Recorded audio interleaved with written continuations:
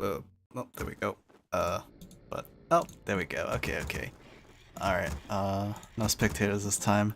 I accidentally made the mistake of casting a tournament game, and since Back to Warcraft already casted that, like, there is absolutely no reason to watch my cast of a tournament game if it has already been casted, because, yeah, you would rather watch them than me, so we're just going to be watching another Netease Ladder game here on the map Last Refuge. This is going to be an Orc versus Undead matchup. This is actually a relatively short one because I was actually like 20-ish minutes into that last cast.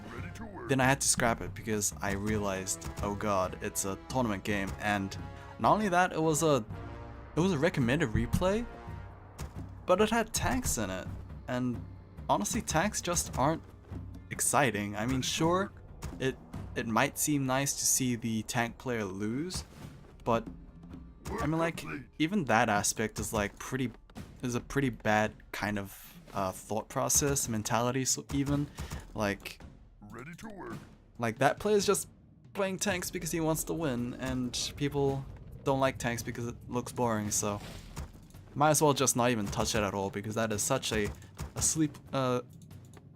such a rabbit hole to go into. So let's not, and we will just cast this instead. So 1-2-0 spawning in as the red undead in the top right. Going for Tid opening here, and a Death Knight for himself. Lynn spawning in as the blue orc in the bottom left, and going for a Blade Master. So far, it just seems to be pretty standard. I think this game's actually just standard, so I'm curious to see how this actually ends so quickly. I mean, it's Last Refuge as well, so it's not even a small map that you can like end the game so quickly, like under 15 minutes quick. So yeah, I'm curious. DK just moving out. It seems like he's just gonna go straight for skeleton harassment. Yep, kills a pig. Spawn skeletons. Oh, he's just gonna go for the High Priest maybe. Yep, it seems like he's just gonna go for High Priest instead of harassing, which is obviously the smarter play, because, I mean, the Blade Master, even at level 1, is probably at the stage where he could just 2 or 3 shot skeletons. Keeps gonna get sold for double salve speed. Yeah, I mean, not much else to talk about there. DK still taking a little while, but obviously no health problems here. Sentry wards have been placed down. It seems like the Blade Master has been spotted by the sentry wards, and that is going to be a death coil onto the trapper. I'll just say the troll. So the DK will get the full experience from that camp. Blade Master not able to get too much there, aside from, I guess, deactivated salve. Early tier 2 for him as well, as expected. Pings on the map. Interesting. Normally in 1v1s, pings actually are useless because, I mean, well, only you see them, and if you ping yourself, you've already known what... Yeah, weird. That was a weird ping. Maybe it was a misclick, but at least there's something to talk about, since there's absolutely nothing to talk about in these early minutes. Death Knight still holding on to that last sentry ward there, has not placed it down just yet, but he has spotted the Blade Master since he has shown himself right now, and he is just going to run away. Or not. Halls of the Dead will be completed as soon as the Stronghold, I guess, so even timings there. Both players just can't wait to get to their tier 2 units, and work complete. I expect there's going to be Lich for 1-2-0 and Shadowhunter for Lyn. We shall see. But Ogre Warrior Camp, oh, this is not going to be a successful steal for the Death Knight, for the Blade Master. Death Knight will be able to pick up that kill, and he will be able to pick up the Ring Protection +2, which is not too helpful, but at least it is an item stolen away from your opponent. Blade Master only with Circlet can't really get too much done there. Long distance creeping will be able to give him a level 2 and access to critical strike chance. Unfortunately, no lucky procs there, and he's just getting harassed to death by those Crypt Fiends. Very, very annoying to deal with, but what can you do? You are a melee hero. Bestiary, just Bestiary. We're gonna go for Fortress here, and it seems like we will be going for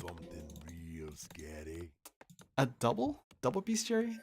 I mean, we haven't seen the double Bestiary placed down just yet, so it might just be Raiders / Troll Headhunters. The only problem is we haven't seen a Warmill placed down either, so it could just be mass Raiders. Have to wait and see because, well, single Bestiary with no Warmill makes no sense. But he could just be timing the Warmill with the tier 3 completion maybe, so that just might be it. Shadowhunter is going to get the +6 claws of attack, which will probably just be transferred over to the Blade Master. Swordhouse, immediate tier 3 as well for 120. And the Lich might be in danger, maybe not. It seems like the Ogre Magi is the main target here for the Blade Master, who it seems like he will be able to get the Creepjack. Not the item, however, as the Greater Man Potion is going to be given over to the Death Knight. But nice Creepjack there. He could go for another, since there is no dust available for the Undead Hero. He does have the Sentry Orb, but does he really want to use it to prevent a Creepjack for your opponent? Probably not. Doesn't seem like it's going to matter since the Blade Master didn't even try. But yeah, Warmill actually going to be placed down, like I said, was just timing it with the tier 3 completion, pretty much like Night Elf players who time their Hunter's Hall with the tier 3 completion as well, or tier 2 completion actually. Tier 3 actually makes no sense because you can straight up make lores already by tier 2, so yeah, tier 2 makes sense. So far, Mass Raiders, Warmill has been completed, but no Headhunters just yet. Probably just because we haven't seen any statues out just yet, so he doesn't need Headhunters until then. But yeah, honestly at this point you should probably just start producing. Fortress deck has been completed. Berserker upgrades have not started yet. Term Chieftain, third hero, has actually started being trained up as well, so surely that's not the only reason he went Fortress tech. Surely it's for the Headhunter upgrades. I mean, I think, but he's not going for it just yet, so that makes it extremely awkward. Blade Master, surprisingly low health. Oh, pops out of invisibility, but it doesn't seem like 120 actually cares.